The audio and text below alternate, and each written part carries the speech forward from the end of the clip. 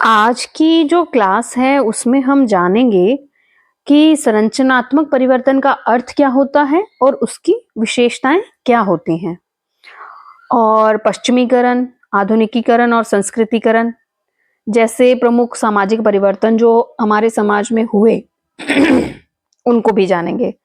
स्वतंत्रता के बाद जो सामाजिक और आर्थिक बदलाव हुए उनके लिए भी हम इसमें चर्चा करेंगे। तो अपनी नोटबुक निकालें, हम क्लास शुरू करते हैं। संरचनात्मक परिवर्तन। सबसे पहले आइए हम संरचनात्मक परिवर्तन का अर्थ समझते हैं। संरचनात्मक परिवर्तन यानी स्ट्रक्चरल चेंज का मतलब है समाज की संरचना में बड़े बदलाव जो कि हमारे संस्थानों, सामाजिक संबंधों और व्यवहारों के पैटर्न को बदलते हैं। भारतीय संदर्भ में संरचनात्मक परिवर्तन के तीन जो मेन कारक है वो निम्नलिखित हैं। उपनिवेशवाद यानी कॉलोनियलिज्म। ब्रिटिश भारत ने हमारे संविधान और आर्थिक ढांचे को बदल दिया। नंबर 2 पे है औद्योगिकीकरण यानी कि इंडस्ट्रियलाइजेशन। इसने अर्थव्यवस्था और सामाजिक वर्गों को प्रभावित किया। और नंबर 3 है शहरीकरण यानी कि अर्बनाइजेशन, जिसमें शहरों का विकास था जो कि पारंपरिक जीवन शैली को प्रभावित करता है। ये जो तीन मुख्य परिवर्तन हैं, भारतीय समाज को आधुनिक बनाने में इन तीनों परिवर्तनों का अपना अपना महत्वपूर्ण योगदान रहा है, लेकिन इनके साथ साथ कुछ चुनौतियां भी उत्पन्न हुई। आइए अब हम इन कारकों को विस्तार से समझते हैं। उपनिवेशवाद और उसका भारतीय समाज पर प्रभाव। उपनिवेशवाद ने भारतीय समाज पर बहुत गहरा प्रभाव डाला। चलिए इसके आर्थिक, सामाजिक और सांस्कृतिक प्रभावों को देखते हैं। उपनिवेशवाद यानी कॉलोनियलिज्म का जो प्रमुख आर्थिक प्रभाव है उसमें था औद्योगिक ह्रास यानी डी इंडस्ट्रियलाइजेशन। पारंपरिक उद्योग जो भी थे हमारे जैसे हथकरघा, ब्रिटिश नीतियों के कारण खत्म हो गए, क्योंकि ब्रिटिश जो नीतियां थी उनका मेन मोटिव जो था वो था हमारे मतलब वो इंडिया को एक अपने प्रोडक्ट बेचने की एक जगह समझते थे। वो यहाँ के प्रोडक्ट को बाहर फॉरेन में प्रोत्साहित नहीं करते थे। और दूसरा था आधुनिक उद्योगों का आगमन। रेलवे, टेलीग्राफ और कारखाने भारत में स्थापित किए गए। ये थे आर्थिक प्रभाव कॉलोनियलिज्म के, उपनिवेशवाद के। जो सामाजिक प्रभाव हैं उनमें था पारंपरिक पारिवारिक ढांचों में बदलाव। रोजगार के लिए प्रवास के कारण संयुक्त परिवार प्रणाली कमजोर हो गई और नया एक वर्ग, मध्यम श्रेणीय वर्ग, जिसमें कि वकील, शिक्षक और डॉक्टर थे, पेशेवर वर्ग का उदय हुआ। कॉलोनियलिज्म के, उपनिवेशवाद के जो सांस्कृतिक प्रभाव थे वो निम्नलिखित हैं। अंग्रेजी शिक्षा और पश्चिमी विश्व जो विचारधाराएं हैं वो फैली। ब्रह्म समाज और आर्य समाज जैसे सुधार आंदोलनों ने समाज में बदलाव लाया।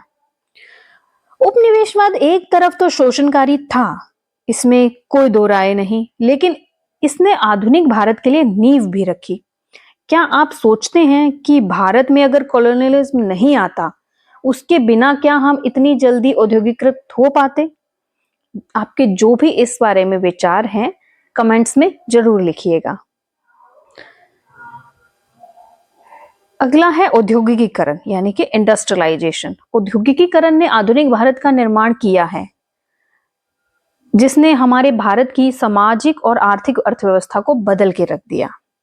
औद्योगिकीकरण का अर्थ है कृषि आधारित अर्थव्यवस्था से विनिर्माण और सेवा क्षेत्र पर आधारित अर्थव्यवस्था की ओर बढ़ना, इंडस्ट्रियलाइजेशन। इंडस्ट्रियलाइजेशन के जो मेन पहलू हैं, नंबर 1 पे है पारंपरिक उद्योगों का विकास, जैसे कपड़ा, जूट और इस्पात। ये हमारे पारंपरिक उद्योग थे, लेकिन इनको एक इंडस्ट्री के तौर पे, एक उद्योग के तौर पे ये वापस से स्थापित हुए। नंबर 2 पे है स्वतंत्रता के बाद का विकास। टाटा स्टील और भेल जैसे उद्योग भी स्थापित हुए। नंबर 3 पे 1991 के बाद का उदारीकरण। आईटी और फार्मास्यूटिकल जैसे क्षेत्रों का विकास हुआ। 1991 में जो एलपीजी रिफॉर्म्स आए थे, उनसे इन क्षेत्रों का बहुत जबरदस्त तरीके से विकास हुआ। समाज पर इसका औद्योगिकीकरण का जो प्रमुख प्रभाव है वो इस प्रकार है। आर्थिक असमानता, अमीर और गरीब के बीच की औद्योगिकीकरण का समाज पर प्रभाव। आर्थिक असमानता, अमीर और गरीब के बीच की खाई बढ़ गई। शहरी प्रवास, लोग रोजगार के लिए ग्रामीण क्षेत्रों को छोड़कर शहरों की ओर चले गए। पारिवारिक ढांचे में बदलाव, शहरीकरण के कारण जो हमारी जॉइंट फैमिली की, संयुक्त परिवार की, प्राचीन भारत की जो एक परिवार प्रणाली थी, पारिवारिक हमारा ढांचा था, वो संयुक्त परिवार से छोड़कर न्यूक्लियर फैमिली की तरफ शिफ्ट हो गया। औद्योगिकीकरण ने भारत को आधुनिक बनाया, लेकिन इसके साथ साथ जो शहरी क्षेत्रों में झुग्गियों की संख्या बढ़ गई और पर्यावरणीय समस्याओं को जैसी चुनौतियां भी सामने आई। क्या आपके शहर में भी औद्योगिकीकरण का, अर्बनाइजेशन का असर दिख रहा है? कमेंट्स में जरूर बताइएगा। शहरीकरण, शहरों का विकास। शहरीकरण का मतलब है जनसंख्या, व्यापार और संस्कृति के केंद्र के रूप में शहरों का विकास। भारत में शहरीकरण ब्रिटिश काल और स्वतंत्रता के बाद तेजी से बढ़ा। शहरीकरण के कारण औद्योगिक विकास हुए। कोलकाता और मुंबई जैसे शहर औद्योगिक केंद्र बन गए। शैक्षिक अवसरों में बढ़ोतरी हुई। विश्वविद्यालयों और कॉलेजों ने छात्रों को अपनी ओर आकर्षित किया। बुनियादी ढांचे का विकास हुआ। परिवहन और संचार प्रणाली के विकास ने शहरों को बढ़ावा दिया है।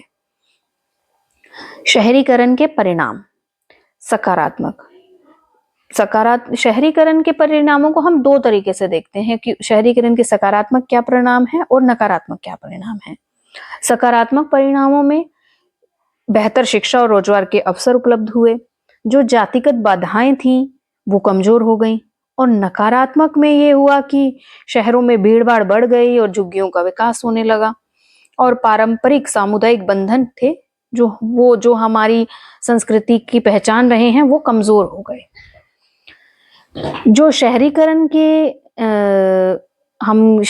पे हम विस्तृत अगर चर्चा करें तो हम इसमें एक उदाहरण ले सकते हैं। मुंबई की जो धारावी झुग्गी है वो एक किसी बड़े शहर की जनसंख्या जितने लोगों की बसावट है। तो क्या आप जानते हैं कि धारावी एशिया की सबसे बड़ी झुग्गी है और हजारों लोगों को आश्रय देने के साथ साथ छोटे उद्योगों में भी अहम भूमिका निभाती है। इसमें आप केस स्टडी करिएगा और कमेंट्स में आपके इस बारे में क्या विचार हैं जरूर लिखिएगा। आगे बढ़ते हैं और अब हम पढ़ते हैं पश्चिमीकरण, वेस्टर्नाइजेशन, आधुनिकीकरण, मॉडर्नाइजेशन और संस्कृतिकरण, संस्कृताइजेशन के बारे में। अब हम इन तीन महत्वपूर्ण प्रक्रिया के बारे में बात करेंगे। पश्चिमीकरण, वेस्टर्नाइजेशन। भारतीय समाज पर पश्चिमी संस्कृति का क्या प्रभाव पड़ा? उदाहरण के लिए हमारे लोकतांत्रिक मूल्यों पर, हमारी इंग्लिश लैंग्वेज पे, और हमने जो पश्चिमी शिक्षा को अपनाया है वो प्रभाव हमारे समाज पर पड़े। आधुनिकीकरण यानी कि मॉडर्नाइजेशन, तर्क संगत सोच, प्रौद्योगिकी और बुनियादी ढांचे पर ध्यान केंद्रित हो गया। एग्जाम्पल के लिए बेंगलोर और हैदराबाद जैसे आईटी केंद्रों का विकास हुआ। संस्कृतिकरण यानी संस्कृताइजेशन, निचली जातियों द्वारा ऊंची जाति की प्रथाओं को अपनाया जाने लगा। समाज, ये जो संस्कृताइजेशन है इसका सिद्धांत प्रसिद्ध जो सोशोलॉजिस्ट हैं एम.एन. श्रीनिवास सर, ये उनका सिद्धांत है। उदाहरण के लिए दलित समुदाय द्वारा ब्राह्मणीय रीति रिवाजों को अपनाया जाने लगा। आपको क्या लगता है कि भारतीय समाज पर सबसे ज्यादा प्रभाव किस प्रक्रिया का पड़ा है? पश्चिमीकरण का, वेस्टर्नाइजेशन का, अर्बनाइजेशन का या फिर संस्कृताइजेशन का? अपने विचार कमेंट में जरूर लिखिएगा। अब हम देखते हैं कि स्वतंत्रता के बाद समाज पे जो स्ट्रक्चरल चेंज, संरचनात्मक परिवर्तन है, वो किस तरह का बदलाव हुआ। आइए हम इसको मुख्य बिंदुओं से समझते हैं। आर्थिक सुधार, जो प्रमुख बिंदु है हमारा उसमें है पहला आर्थिक सुधार। हरित क्रांति ने कृषि उत्पादकता में सुधार किया। उसके बाद 1991 में जो एलपीजी रिफॉर्म्स आए उसने भी अर्थव्यवस्था को दुनिया के लिए खोल दिया। दूसरा था राजनीतिक सुधार। लोकतांत्रिक प्रणाली की स्थापना हुई। आरक्षण नीतियों के माध्यम से जो हाशिए पे पड़े समुदाय थे उनको सशक्त बनाने के लिए हमने शुरुआत की। सामाजिक सुधार, छुआछूत का उन्मूलन हुआ और महिलाओं को शिक्षा की तरफ बढ़ाया गया। उदाहरण के लिए बेटी बचाओ बेटी पढ़ाओ योजना सरकार की। ये जो संरचनात्मक परिवर्तन है समाज का, इसकी वजह से कुछ चुनौतियां भी सामने आई। संरचनात्मक परिवर्तन के साथ जो चुनौतियां आई उनमें प्रमुख थी आर्थिक असमानता। अमीर और गरीब के बीच का अंतर था वो बहुत बढ़ गया। सामाजिक तनाव, प्रवासन और शहरीकरण के कारण शहरी क्षेत्रों में संघर्ष बढ़ा। सांस्कृतिक ह्रास, कुछ क्षेत्रों में हम देखते हैं कि पारंपरिक मूल्य और प्रथाएं कमजोर हो गई। चलिए हम आज की क्लास का रिवीजन करते हैं, रिकैप ले लेते हैं। इसमें हमने जो मुख्य पढ़ा वो था संरचनात्मक परिवर्तन। संरचनात्मक परिवर्तन जो हुए वो हमारे समाज में बड़े बदलावों को दर्शाता है। उपनिवेशवाद, औद्योगिकीकरण और शहरीकरण ने भारतीय समाज को गहराई से प्रभावित किया है। पश्चिमीकरण, आधुनिकीकरण और संस्कृतिकरण जैसे सामाजिक परिवर्तन भारतीय समाज को आकार दे रहे हैं। मुझे उम्मीद है कि आज का जो सेशन था आपके लिए इम्पोर्टेंट और कुछ यूजफुल रहा। इसको आप रिपीट करिएगा और एनसीईआरटी के जो प्रश्न पत्र हैं उनका अभ्यास करिएगा। हमारे चैनल को सब्सक्राइब करना न भूलें। मिलते हैं नेक्स्ट वीडियो में। Thank you.